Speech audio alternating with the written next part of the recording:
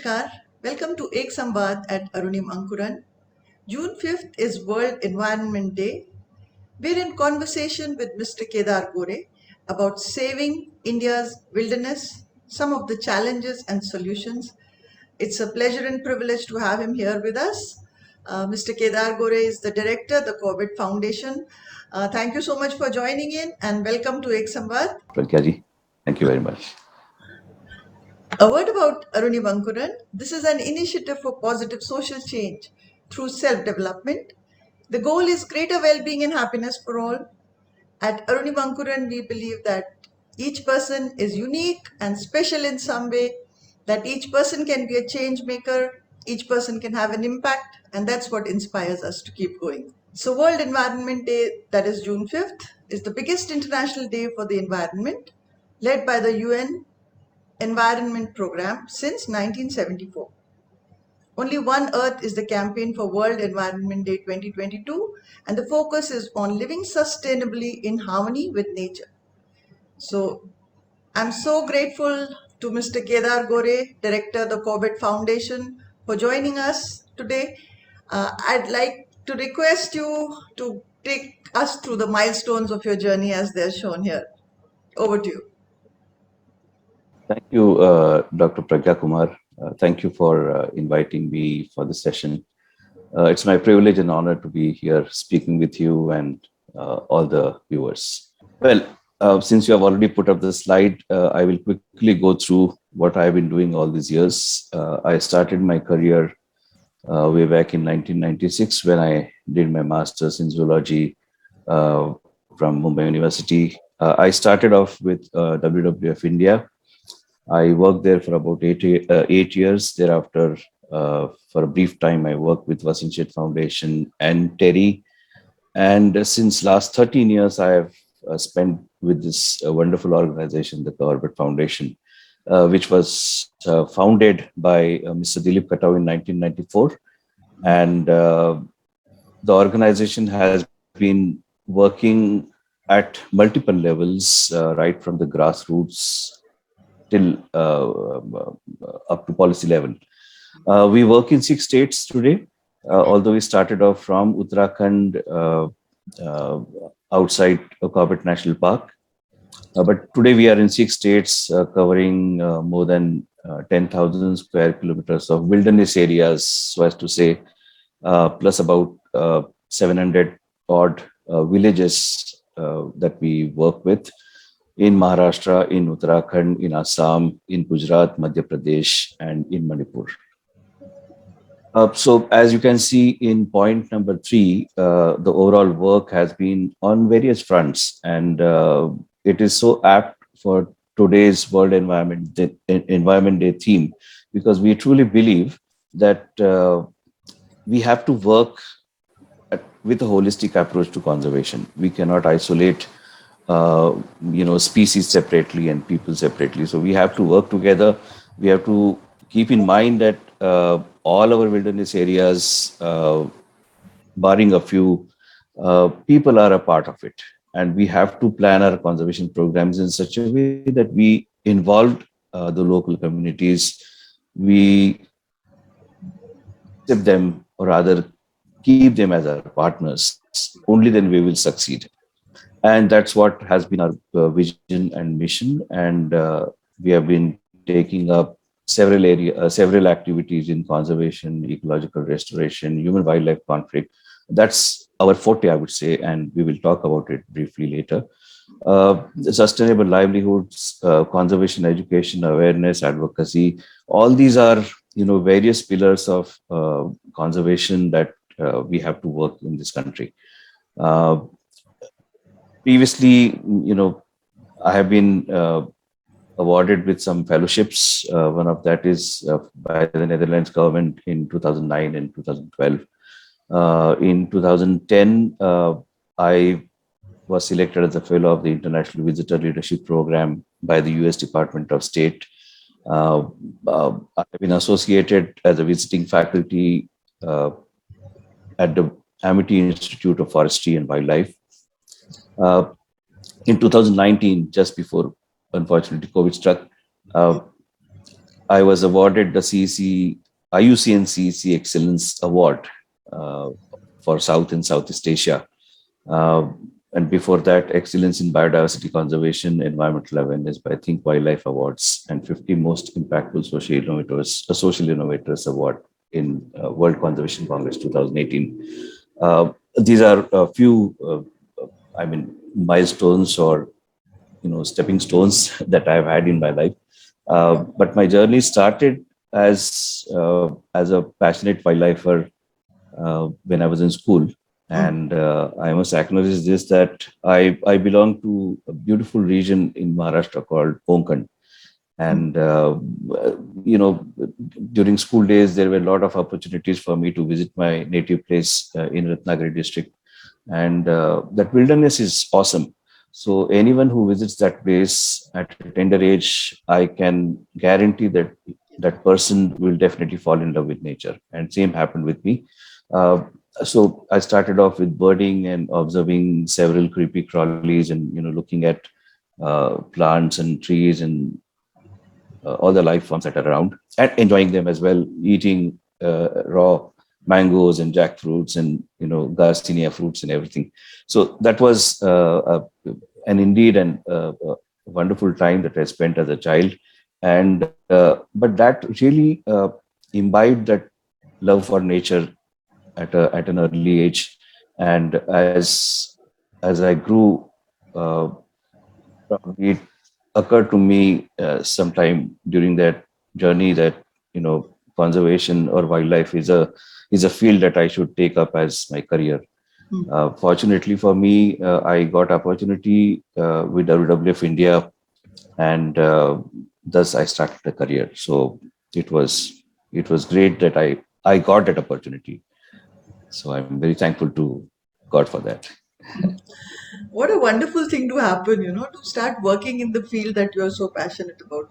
So, why don't you talk to us about that initial experience? How was it of working with the WWF? So WWF was a great learning experience. I mean, see, you can imagine somebody just out of college and joining such a big organization. I mean, you've heard about it, you have read about it in papers, you have seen that that lovely panda logo everywhere, and Mm, then you start working for the organization. When you see that panda logo on your visiting card, I mean, I still have those visiting cards with me. Uh, so it was a great experience. I learned a lot. I did a lot of mistakes, uh, but my seniors were there always to guide me as to what is the right kind of thing to do, how to look at conservation and environment from a science-based perspective.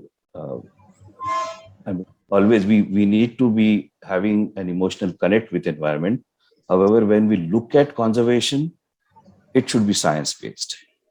uh, our sentiments should be kept aside, and we have to use as much as science when we draw up plans for wildlife conservation. So it was a great learning experience. I worked as a education officer there, and that put me in touch with several people, including the subscribers of WWF India. Many of them are still in touch with me, and I'm in touch with them. Uh, so meeting people, understanding people's perspective, getting involved in awareness campaigns, whether it is beach cleanups or taking up awareness campaign of uh, not to immerse Ganesh or other idols in seas or lakes or rivers or whatever. So it was started then. I mean, we received a lot of criticism and flack for talking about it, mm. but then it was necessary. And I'm glad that people have understood the importance of preserving our water bodies in the state they were meant to be. Uh, so plus, Sanjay Gandhi National Park. I was I I've been born and brought up in Mumbai, so Sanjay Gandhi National Park has been uh, like a like an open school for most of the nature lovers, Mhm. and I was no exception. Even in my college days, we used to always go for nature trails, explore the excellent wilderness that we have. I mean, we Mumbaikars should be absolutely proud that we have this wonderful forest right in the middle of the city, uh, within city limits. I mean, you don't have these examples anywhere else in the world. So it's actually unique. And I would urge all the people who are in Mumbai or even outside Mumbai, they should at least pay a visit to this forest at least 3 to 4 times in a year. It's wonderful. So, taking nature trails for school kids, college students, even for general public, interpreting nature to them is something that I always love, and uh, I I still keep doing that whenever I get an opportunity. So we did a lot of campaigns to protect Sanjay Gandhi National Park, whether it was organizing volunteers during Mahashivratri, where lakhs of people visit this park, and it is littered all over. There are forest fires lit, and so there's a lot of problems. So coordinating that with other NGOs, with the forest department, was something that we initiated, and it still continues gladly. So I mean, there were a lot of, and then of course, I got wonderful opportunity to visit, I think, 100 plus protected areas in this country, because we used to organize nature camps, take people out, basically to.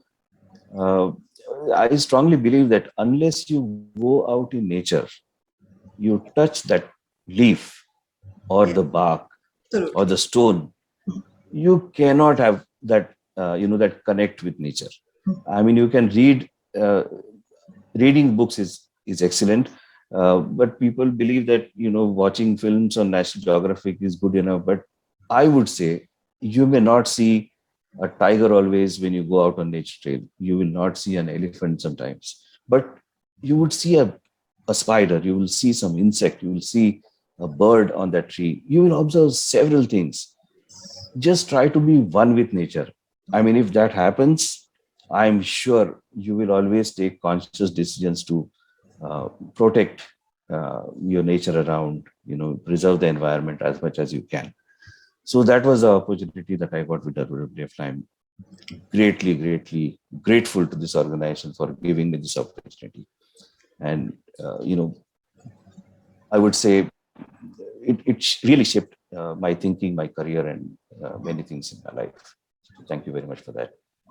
I found it very interesting that you said, I made a lot of mistakes. And when you think of the wildlife and mistakes, they can be something really scary. So talk to us about some of those. No, what I meant by mistakes is, okay.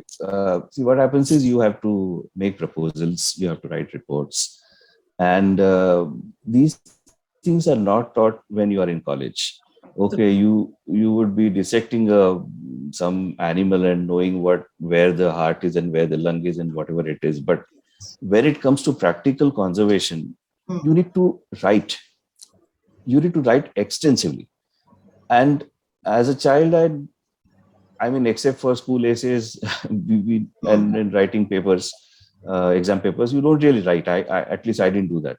hmm, So that came as a something that I had never done. hmm, So you always tend to do what you think is right, but then what you think is right may not be right. hmm, So I was guided by my seniors then, and so wherever there were mistakes, they were always corrected positively, and that is how I learned. And so I follow that practice. I mean, now I have to mentor many of my colleagues, and so I remember what I have been told, 25 years ago, and so I try to, inculcate the same habits of writing and the skillful writing in my colleagues as much as possible. So that's what I meant by mistakes. Otherwise, uh, fieldcraft was something that I learned. And fortunately, I didn't do much mistakes when I was in the field. So I think I found that very interesting, and it would be very valuable and precious, for any youngsters who are listening in and looking at a career like yours. So how should they develop that skill, for example? What you're talking about, and what exactly is the writing about? Can you talk a little bit to us about that? Actually, I would urge all the youngsters that they must read a lot. Read anything. I mean, starting from the newspaper in the morning, and if particularly if somebody is interested in nature, there are several magazines. Highly recommended is Sanctuary Asia, Sanctuary Cub, Hornbill, that is published by BNHS. Uh, Firstly, take membership of organizations like BNHS. I mean, that is, you will learn a lot. I mean, it's a trivial amount actually, if you look at it from that money point of view. If somebody goes to a multiplex, a family of 3 or 4 people, you will end up spending more than the membership of that organization. But if you take the membership of this organization, there is so much invaluable things that you could learn. You will get Hornbill magazine, you will have access to the journals, because unless you read, you can never develop a perspective. You may go in the field, you may take your binoculars, you may take your camera. These days, I mean, youngsters have access to cameras. We never have had access to camera. The only camera we knew was the point and shoot hot shot, or whatever Mm-hmm. that was. So but these days times have changed. People have access to technology, which is very good, but nothing can replace opening a book and reading. That will improve the language, that will improve the way you think, way you put across your point of view to others. uh, if you have to get into this field, especially NGOs, you need to write a lot of proposals, you need to write a lot of reports, you need to approach companies for supporting your work, because donations is something that you will, and donations and grants is something that you would already require if you want to work in an NGO. Uh, so you can't be writing 100-page proposal and sending it to somebody, because no one reads that. I mean, people don't have time at that level. True. So you will need to write something in the least number of words, but express your points in the best possible way. So that is a skill that you need to develop, and it will only come with practice. So reading, writing, and start writing blogs. I mean, you can open a blog site free of charge. Today, I mean, somebody can just write what you have in mind. It Yes. may be your office blog, you may personal blog, somewhere you have been, just your experiences, just capture them. Yes. Because writing something and capturing today, you have an advantage that everything is there as an electronic media, so you can always store those things electronically somewhere. So putting across your thoughts and jotting them down, capturing your images, writing captions for them, there are several things that youngsters can do. And my only appeal to them is, don't just be happy at the likes of your photographs. That is just one appreciation that you have got from somebody. But when you take a picture of any animal, any wildlife species, its habitat, just remember that you are seeing that species because the habitat exists. Yes. If you don't take care of that habitat, if you don't voice your concern, if you see the habitat being destroyed by whoever, by because of government projects or somebody doing encroachment or whatever it is, raise your voice. Talk to people who are actually actively involved in conservation, or directly talk to the government, because sometimes government officers are not even aware of what is happening. They have a lot of responsibilities on their shoulders. So don't just stop at posting a picture and getting likes. That is not going to help. that is only to satisfy your own, you know, that, okay, yeah, I've seen this. People are appreciating how nicely the tiger is walking head on towards me. But that same tiger may be, I mean, the same species, maybe the life of that species may be compromised in the corridor, which is next to the very popular tiger reserve you are right now in. So these things we have to broaden our, thinking, our vision for conservation. What have been some of the major challenges that you have faced? Well, challenges, life is full of challenges. But if I would be specific about the challenges that we have faced in this field of conservation. The biggest challenge today is finding uh, supporting partners, in the sense you need to find somebody who will support your work financially, also morally. Uh, Now, this has been a big challenge, because if we take, for example, corporate social responsibility, I mean, that's a big thing today, and a lot of corporates are coming forward, and they have environment and conservation as one of the key areas where they would like to invest money, support organizations on the ground. However, what we see is many times the corporate sector would want to, I mean, they are trained to look at quick results. If we are investing, okay, X amount in 1 year, I should have an output XYZ. Absolutely, So absolutely.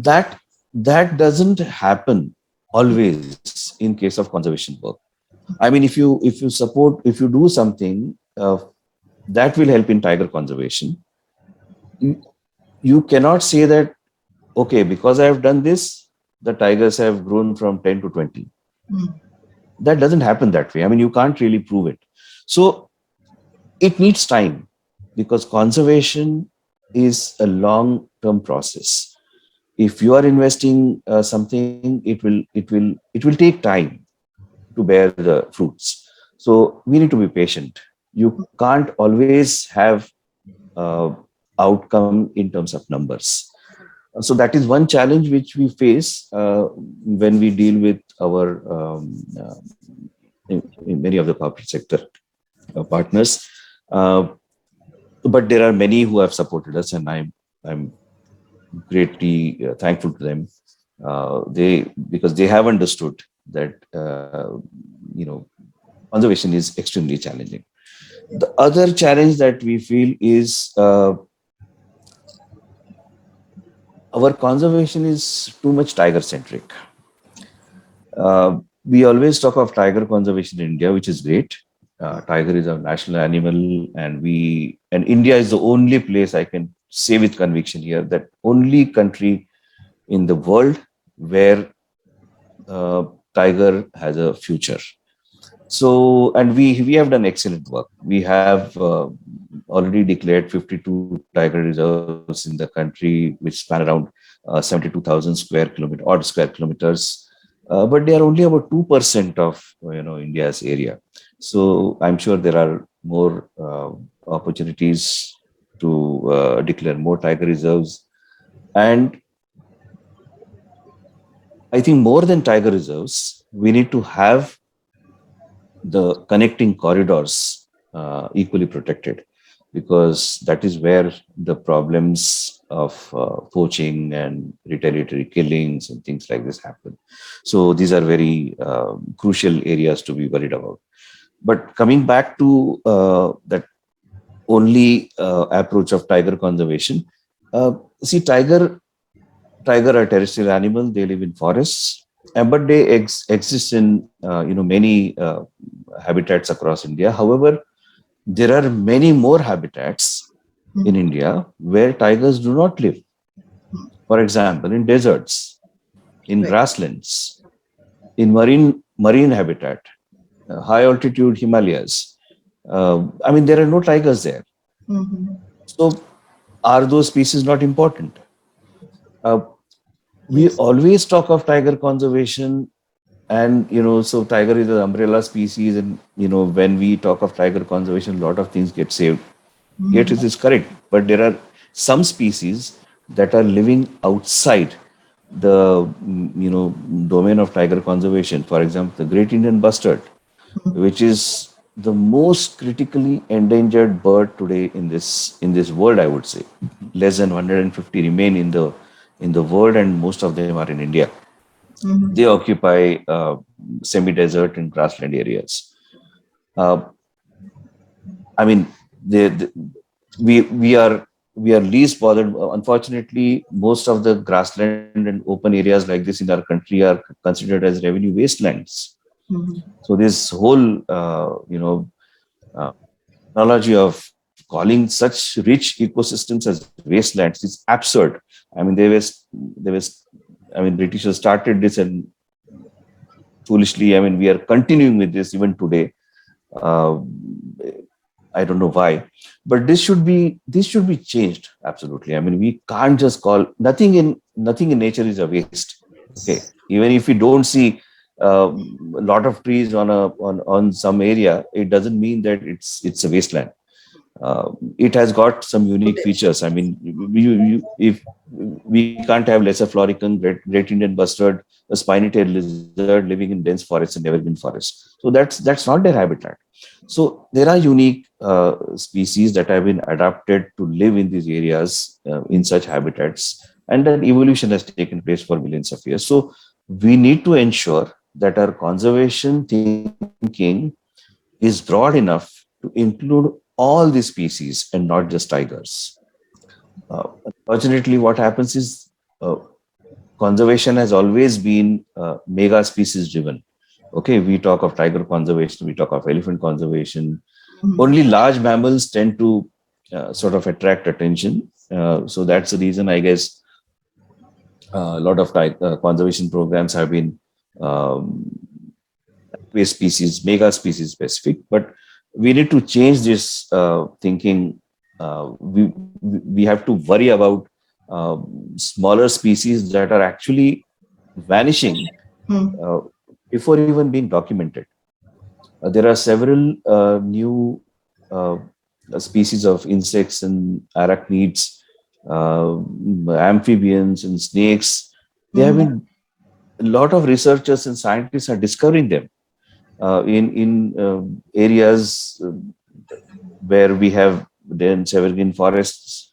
And why go to faraway areas like Northeast Himalayas? Even in Arimil colony, which is in Mumbai, there are several new species of spiders that have been discovered, and new species of scorpions have been documented. So I mean, we need to encourage young people to take up research like this, so that more and more documentation can happen. And when this is done, we realize the importance of that habitat, because some species are found only in certain areas. Very recently, I mean, not very recently, but a year ago, maybe a couple of years ago, uh, a species of fish, Hiranyakeshi loach. So that was, identified in a small pond, temple pond in Hiranyakeshi, near Hiranyakeshi temple in Amboli, in Maharashtra. Uh, and I mean, such a wonderful thing. I mean, thousands of pilgrims go there, and yet this tiny little fish is surviving, and people were not aware of it. Now, that's the only location it is found now. So, God knows what is still left to be discovered in many of these places. I mean, we also work in Tamenglong hills in Manipur, and such a wonderful place, such a wonderful place. I mean, many areas people have not even ventured inside. We don't know what exists inside. I mean, why is the government not encouraging youngsters to take up research, field research, where uh, species identification is encouraged? This is absolutely essential. I mean, Yes. I would say that is the base of any conservation planning. So, what are some of the things that you would like to suggest to parents, to teachers, to educationists, so that the young people who are living in urban dwellings, totally disconnected from nature, how should they establish a connect strong enough for them to actually venture out and then do some of the things that you're saying, the amazing work? Uh, I, I I don't think I would want to advise teachers and parents as to what their children should be doing. But certainly, there are certain things that I have done, and I strongly feel that it should be done. As I said earlier, the best thing is exposure to nature. Wherever you are living, whether you're living in Mumbai or Pune or wherever, you will definitely find some place which has wilderness. It may not be a, a protected area as such, but it will be a forest. It will be a kind of a woodland. It will be a grassland or a shrubby area, and each area will have certain certain species that you can observe. So just encourage children to go out in nature and observe things. Um, just if possible, just buy them a pair of binoculars and just tell them, okay, and there are so many field guides available. uh, Give them a book of birds, or nowadays practically there are field guides on everything, on butterflies and moths and spiders and so on and so forth. So if you can build up a small library in your house, you know in addition to the gadgets that you would like to give your children, that would really help them. I mean, when they go to the field, and you have smartphones. Everyone has a smartphone today, so you can just click some images. If you don't know what you have clicked, maybe you can come back and refer to these field guides. There are apps today on the smartphones which can help you identify what you have seen. There are so many websites. So these things can really help, uh, in early ages. Now, if that child wants to take up conservation at a later stage, then okay, a, that's a choice that boy or girl should take. And if they really do, then that's wonderful, because we need many more people to work in this field. Uh, but at the same time, if they can associate themselves with some organizations where they can get mentoring, because many times I've realized that people need to know at that age what exactly to do. I Yeah. mean, I was lost when I was in college, what I'm supposed to do after that. But there were people who guided, there were people who told me, okay, this is what you can do, this is what. So talking to people who have spent their, substantial amount of time in this field will be definitely helpful. And then that child can, make up his or her mind whether to take up conservation as a career or not. But even if they don't take it up as a full-time career, I think developing this as a hobby is very, very healthy. You can just, there are many people who go out for trekking in the Sayadris, in the Himalayas, in Satpura Mountains. I mean, these are areas to be explored, and rather than sitting and spending time on smartphones, I think this is the best thing a child can do. And students, I mean, parents and teachers can definitely encourage them. For teachers especially, I've realized uh, many things that they teach in the textbook, biology textbooks, can actually be taught in the field. uh, Most of the animal kingdom can be taught practically in the field. Way back in school, we were never given this exposure. I mean, times were different then, but now times have changed. Yeah. There are different ways of teaching, and I'm sure teachers are doing that. I'm not fully aware of that, but I would still like to urge that going out in the field is the best form of exposure and experiential learning that one can give a child. So that is what I would like to advise, Thank you whatever so that. much. Thank you so much for your time and for sharing your thoughts with us. It was such a pleasure having you on Samvaad. We hope that some Thank, children will be inspired and will connect to nature the way you have been doing. And thank you for the great work you're doing. thank you very much for having me today on this session. And I really hope by listening to this, some youngsters would be inspired to take up this field as a form of